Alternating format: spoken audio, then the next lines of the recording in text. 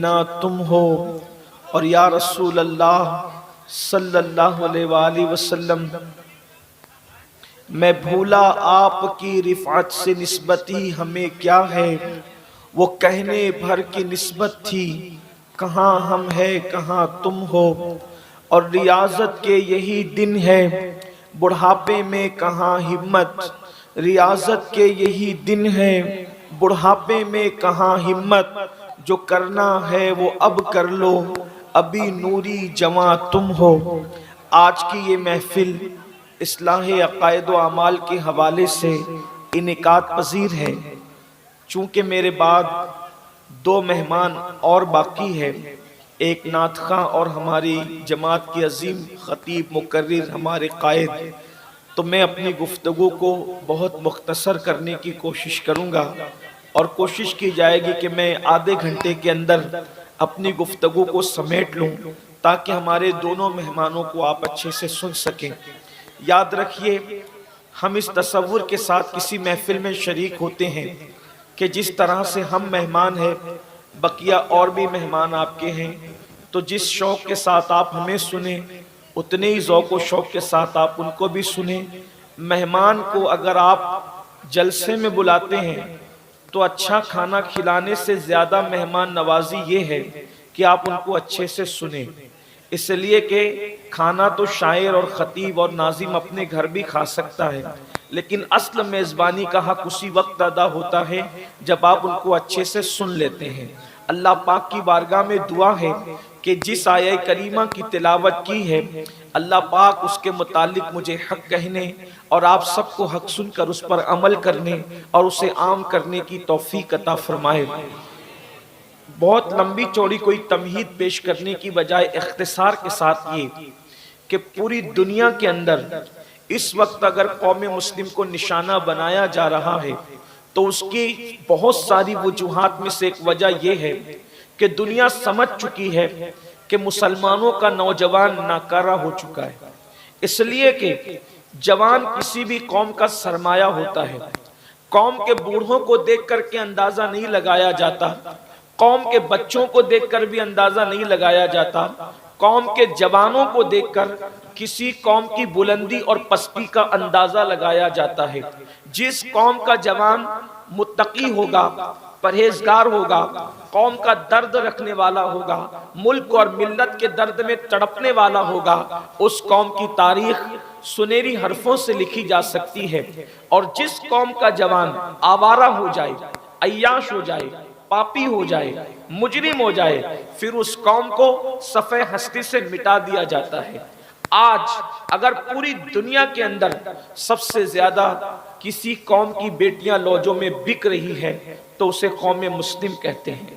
اگر کسی قوم کی بیٹیاں سگنلوں پر برقع پہن کے بھیک مانگ رہی ہیں اسے قوم مسلم کہتے ہیں۔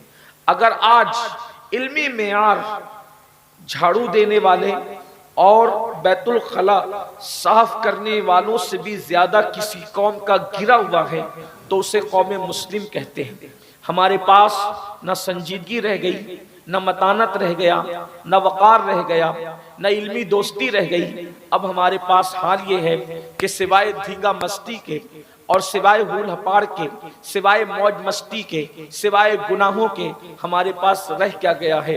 ایک دور تھا ہمارے جوانوں کی پہچان تھی کہ جس کی آنکھوں میں اللہ کے خوف کی چمک دیکھو سمجھ جاؤ کہ یہ مسلم جوان ہے، جس کے چہرے پر سنت مصطفیٰ کا غازہ دیکھو سمجھ جاؤ کہ یہ مسلم جوان ہے، جس کی زبان پر تلاوت قرآن اور نعت رسول دیکھو سمجھ جاؤ کہ یہ مسلم جوان ہے۔ اور آج اپنے جوانوں کی پوزیشن دیکھو، اللہ قرآن میں ارشاد فرماتا ہے ثم لتسألن یومئذ عن النعیم، کہ اللہ پاک قیامت کے دن تم سے نعیم کے بارے میں پوچھے گا۔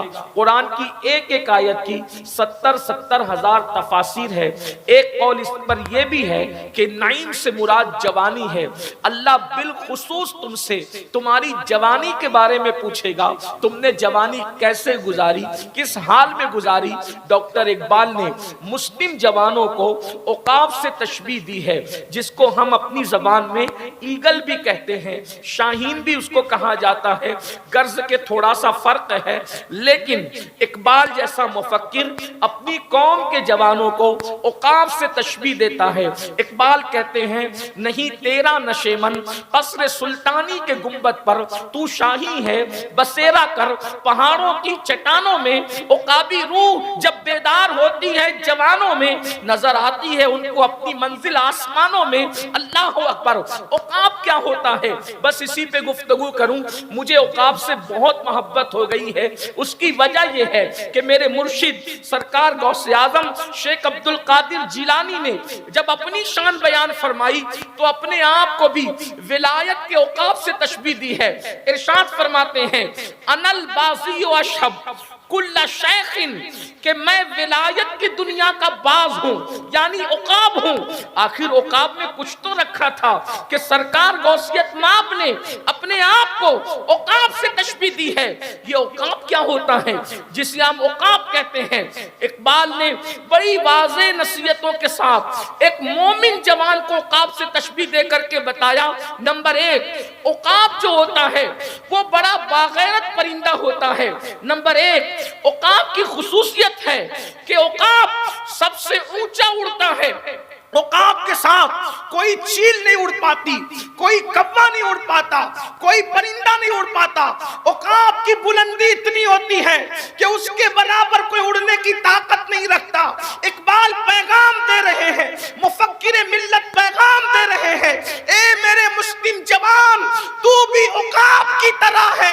تو ہر فیلڈ میں اتنی بلندی پر جا کہ دنیا کا کوئی جوان، کسی مذہب و ملت کا جوان تیرے برابر پرواز نہ کر سکے۔ تیری بلندی کے آگے سب کی بلندیاں پستیوں میں تبدیل ہو جائے۔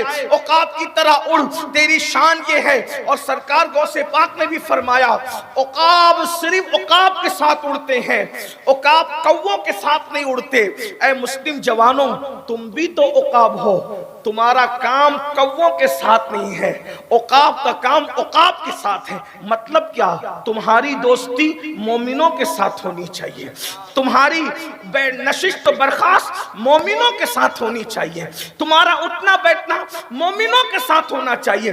شرابیوں کے ساتھ تمہارا اٹھنا بیٹھنا نہیں ہونا چاہیے، جواریوں کے ساتھ تمہارا اٹھنا بیٹھنا نہیں ہونا چاہیے۔ اللہ اکبر۔ اور غیر اللہ کے ساتھ، غیر اللہ کی عبادت کرنے والوں کے ساتھ تمہارا اٹھنا بیٹھنا نہیں ہونا چاہیے۔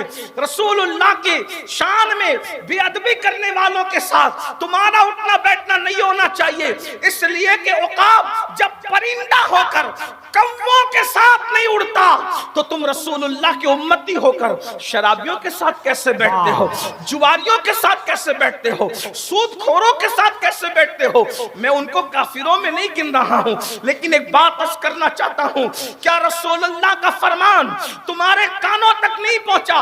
اللہ کے رسول صلی اللہ علیہ وآلہ وسلم فرماتے ہیں جو دنیا میں جس سے محبت کرے گا قیامت کے ساتھ دن اسی کے ساتھ اٹھایا جائے گا۔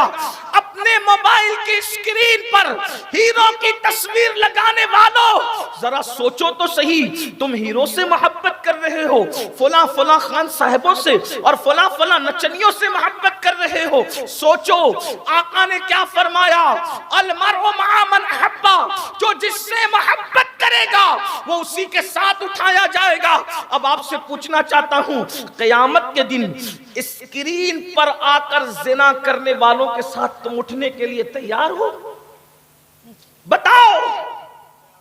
امام حسین سے محبت کا دعویٰ کرنے والوں، غوث اعظم کے نام پہ جھومنے والوں۔ ابھی عظمت بھائی نعت شریف پڑھ رہے تھے، منقبت پڑھ رہے تھے، مجھے اچھا لگ رہا تھا کیا کہ جو قوم غوث پاک غریب نواز کے نام پر، تاج الشریعہ کے نام پہ، اعلیٰ حضرت کے نام پہ اتنا جھومتی ہو امام حسین کے نام پہ، اس قوم کو سدھارنا تو میرے لیے آسان ہو گیا۔ لیکن بڑی معذرت کے ساتھ میری قوم جھومنے اور چومنے کو تو تیار ہے، میری قوم میدان عمل میں آنے کے لیے کب تیار ہے؟ آپ مجھے بتائیں، مجھے بتائیں، صرف جھوم اور چوم کر انقلاب نہیں آ سکتا جب تک کہ ہم میدان عمل میں نہ آئیں۔ رسول اللہ نے صحابہ کرام کو عمل کے میدان میں پختہ فرمایا تھا۔ وہ قوم جو نمک اور کافور میں فرق نہیں کر سکتی تھی، اس قوم کو اللہ کی پہچان عطا کی تھی، اس قوم کو خدا کی معرفت عطا کی تھی۔ جو لوگ اللہ اکبر خود راستے پر نہ تھے، میرے نبی نے ان کو ہادی اور مہدی بنا دیا۔ کہنے والے نے کہا تھا جو نہ تھے خود راہ پر اوروں کے ہادی بن گئے۔ کیا نظر تھی جس نے مردوں کو مسیحا کر دیا۔ حضرت عیسیٰ نے مردوں کو زندہ کیا ہے، یہ حضرت عیسیٰ کا معجزہ ہے۔ میرے نبی نے مردوں کو مسیحا کر دیا ہے، اس لیے کہ زندہ کرنا عیسیٰ کا کام ہے، لیکن مردہ بھی مردہ زندہ کرنے لگ جائے، اس منزل پہ مردے کو پہنچانا یہ مصطفیٰ جان رحمت ہے۔ کیا نظر تھی جس نے مردوں کو مسیحا کر دیا، مردے مسیحا ہو گئے۔ یہ مصطفیٰ جان رحمت کی نگاہوں کا کمال تھا۔ لیکن ہم تو ابھی تک نمازی بھی نہ ہو سکے، وہاں مردے مسیحا ہو گئے اور ہم نمازی بھی نہ ہو سکے، تو پتہ چلا مصطفیٰ جان رحمت کی نظر میں اب بھی شک نہیں ہے۔ جو نظر کل تھی وہ اب بھی ہے، جو نظر کل تھی وہ اب بھی ہے۔ اگر ہم نمازی نہ ہوئے تو اس کا کیا مطلب؟ کہیں ایسا تو نہیں کہ ہم نگاہ مصطفیٰ سے محروم ہو گئے؟ نگاہ تو وہی ہے، جس پہ پڑ گئی وہ مسیحا ہو گیا، جس پہ پڑ گئی وہ ہادی اور مہدی ہو گیا۔ تو آپ مجھے بتائیں، اگر آپ اتنا پھدک رہے ہو کہ ہم حضور کے ہیں، حضور کی نظر پڑنے پر تو آدمی سدھر جاتا ہے۔ اگر آپ اور ہم نہیں سدھر رہے ہیں تو کہیں ایسا تو نہیں کہ حضور نے رخ پھیر لیا ہے، ایسا تو نہیں کہ حضور نے چہرہ پھیر لیا ہے۔ آپ اور ہم کہاں ہیں؟ گھر جا کر ان جملوں کو سوچنا۔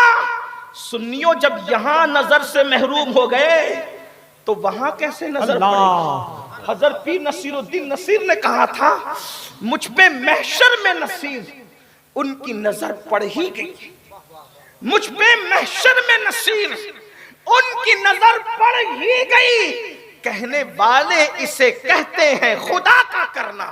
اب حضور کی نظر کیا ہے؟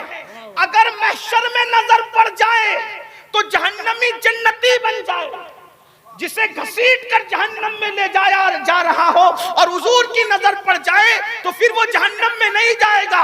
اب مجھے بتاؤ، حضور کی نظر جہنم میں جانے نہیں دیتی، اگر ہم پر بھی حضور کی نظر رحمت ہوتی تو زنا کے اڈے پہ میری قوم کا جوان کیوں جاتا؟ تاش کے پتوں کے اڈے پہ میرا جوان، جملے برے لگے تو معاف کرنا، لیکن یہ آپ کے بھلے کے لیے۔ کہیں حضور نے رخ تو نہیں پھیر لیا؟ کہیں حضور نے، اب آپ کہیں گے نہیں حضور تو رحمت للعالمین ہے، حضور ہم سے رخ کیسے پھیر سکتے ہیں؟ تو میں ایک بات آپ سے کہنا چاہتا ہوں، وہ رحمت للعالمین بھی ہیں لیکن وہ غیور العالمین بھی ہیں۔ اس اعتبار سے شاید حضور کا تعارف آپ کے سامنے نہیں ہوا ہوگا۔ توجہ اگر آپ کی ہے تو سن لیں، حضور جہاں رحمت ہے وہاں غیرت بھی ہے، وہ سراپا رحمت ہے تو سراپا غیرت بھی ہے۔ اور خود فرماتے ہیں کہ اللہ کی مخلوق میں مجھ سے بڑا باغیرت اللہ نے پیدا ہی نہیں کیا۔ یہ بات یاد رکھنا۔ اور ایک بات اور سن لیں، رحمت سب کے لیے ہے مگر غیرت صرف اپنوں کے لیے۔